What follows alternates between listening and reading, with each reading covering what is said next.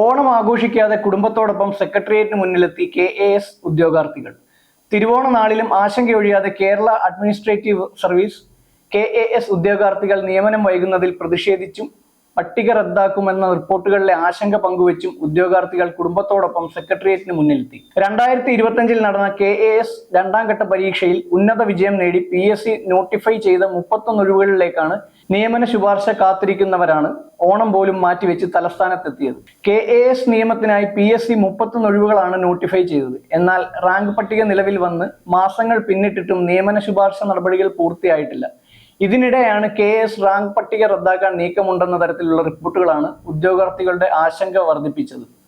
കേന്ദ്ര civil service മാതൃകയിൽ 30% deputation reserve സൃഷ്ടിച്ച് അർദ്ധ സർക്കാർ സ്ഥാപനങ്ങളിലേക്ക് KAS ഉദ്യോഗസ്ഥരെ നിയമിക്കുക എന്ന ലക്ഷ്യത്തോടെയായിരുന്നു റിക്രൂട്ട്മെന്റ്. എന്നാൽ ഡെപ്യൂട്ടേഷൻ റിസർവ് രൂപീകരിക്കുന്നതുമായി ബന്ധപ്പെട്ട് സാങ്കേതിക തടസ്സങ്ങളുണ്ടെന്ന പ്രചാരണമാണ് ഇപ്പോൾ ഉയരുന്നത്. അതേസമയം റിസർവ് രൂപീകരിക്കുന്നതിൽ നിയമപരമായ തടസ്സങ്ങളില്ലെന്നും എക്സിക്യൂട്ടീവ് ഉത്തരവ് മാത്രം മതിയാകുമെന്നും ചീഫ് സെക്രട്ടറിയുടെ നേതൃത്വത്തിലുള്ള കമ്മിറ്റി നേരത്തെ സർക്കാരിനെ അറിയിച്ചിട്ടുണ്ടെന്നാണ് ഉദ്യോഗാർത്ഥികൾ പറയുന്നത്.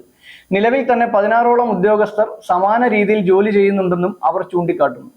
1 വർഷം മാത്രം കാലാവധിയുള്ള റാങ്ക് പട്ടികയിൽ നിന്ന് 7 മാസം പിന്നിട്ടിട്ടും നിയമനം നടക്കാത്തതിൽ പ്രതിഷേധിച്ച് ഉദ്യോഗാർത്ഥികൾ നേരത്തെ മുഖ്യമന്ത്രിയെ നേരിൽ കണ്ട് ആശങ്ക അറിയിച്ചിരുന്നു. നിയമനം നൽകാമെന്ന് മുഖ്യമന്ത്രി ഉറപ്പു നൽകിയിരുന്നു എന്നാണ് ഉദ്യോഗാർത്ഥികളുടെ അവകാശവാദം.